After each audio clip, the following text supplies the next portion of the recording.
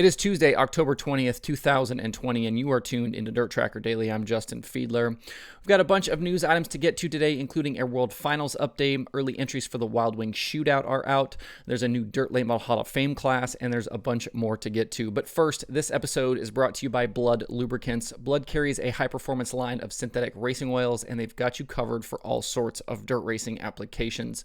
Engine oils, gear oils, suspension fluid, cleaning products, you name it, they've got it. Sprint car driver Brock Zierfoss uses Blood products, and he says since switching to the Blood line, they have seen significant improvements in their engines and rear ends after putting them to the test night in and night out under extreme load and heat.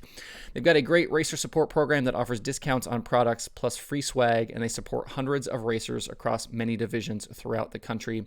To check out the support program, find out more information, or if you'd like to buy some of these Blood products, you can visit bloodlubricants.com. That's BLUD lubricants.com. If you'd like to receive 25% off of your order, use code DIRT at checkout. That's DIRT, all caps, at checkout.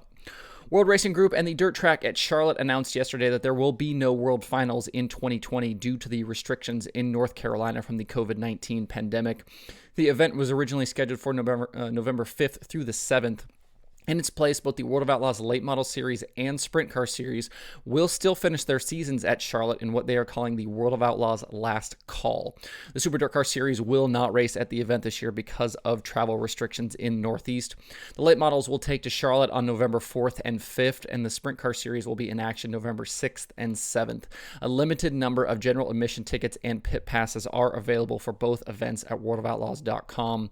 While it's certainly not the announcement some were hoping for, at least we get to still see some sprint cars and late models, and let's see these series crown their champions at Charlotte to end the season. The Super Dirt Car Series won't crown a champion this season anyway, so it's not a massive hit for that series to not race at Charlotte in 2020. The late model series visits Kokomo Speedway and Federated Auto Parts Raceway at I-55 this weekend, while the sprint cars are also at Kokomo Speedway. Both series will then be off until these new Charlotte events cap the season. We'll have more on the Outlaw weekend later in the week.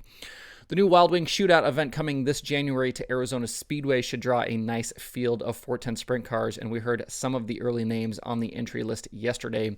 Rico Abreu, Corey Eliason, Dominic Scelzi, Aaron Reitzel, DJ Neto, and Gio Scelzi have all communicated their intent to compete in the event. The three-day event is scheduled for January 22nd through 24th, with the opening night paying $7,000 to win and the other two nights paying $10,000 to win.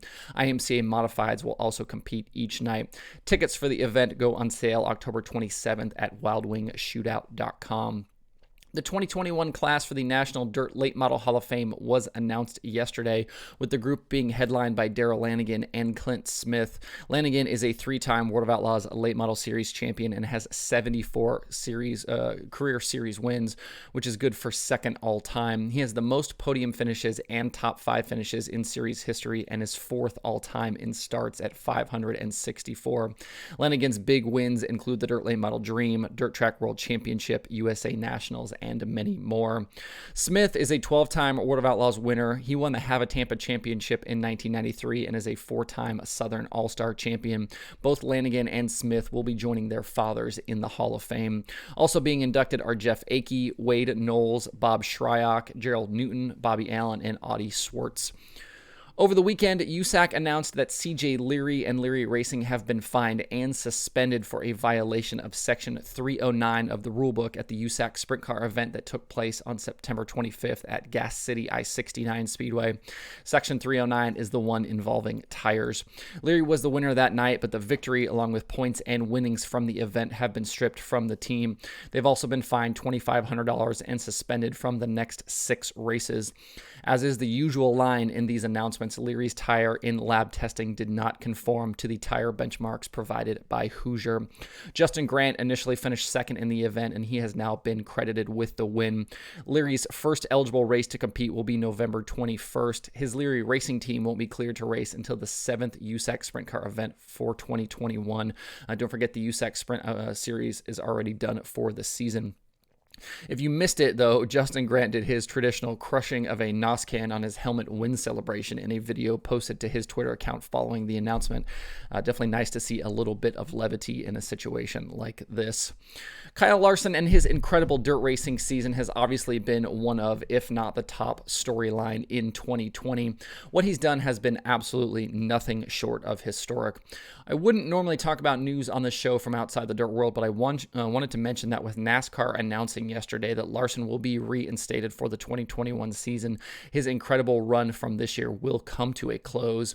I think most in the industry assumed Larson would probably return to NASCAR for next season, and all signs are pointing to him getting the fourth seat at Hendrick Motorsports. It was a terrible situation that turned into an incredible year for a driver that we might not see happen again.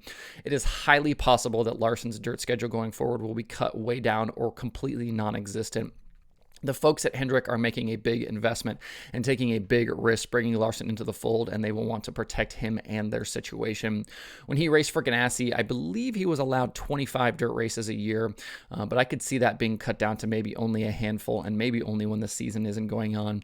So races like the Chili Bowl and Turkey Night, that might be it for Kyle Larson's dirt schedule in 2021.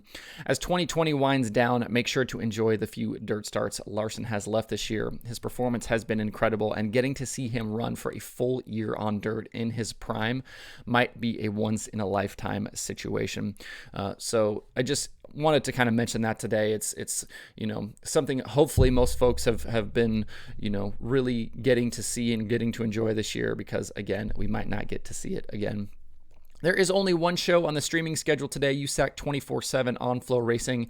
It's going to be a pretty quiet next couple of days with action not jumping back off until we get closer to the weekend. I think there's some stuff starting up Thursday. And speaking of Flow Racing, all of the live video content you've been getting from DirtOnDirt.com will be moving to Flow Racing starting October 22nd. So going forward, DirtOnDirt.com will focus on late model news, results, highlights, stories, and all of the other great content that you've come to expect from Dirt on Dirt, with no more live video. Since the Flow Racing purchase of Dirt on Dirt back in September of 2019, this move was inevitable.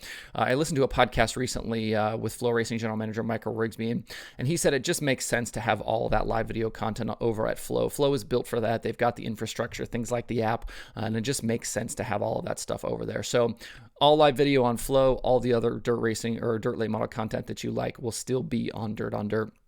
So starting with this Thursday's Fall National Event Tri-County, all of that live streaming late model racing will now be found on Flow. If you'd like more information, you can check out DirtOnDirt.com and FlowRacing.com. That's it for today. Hope everybody has a good Tuesday. You can find Dirt Tracker Daily on Apple Podcasts, Spotify, Stitcher, or where you get podcasts. Please subscribe and leave a review. You can also watch the show every day on YouTube and Facebook. You can email the show at info@DirtTracker.com, and you can follow along at Facebook.com/DirtTracker, Twitter.com/DirtTracker, and the website itself, DirtTracker.com. You can follow me personally on Twitter at Justin_Fiedler, and don't forget to sign up for the Dirt Tracker weekly newsletter on the site. Thanks everybody for tuning in. We'll see you tomorrow for more Dirt Tracker Daily.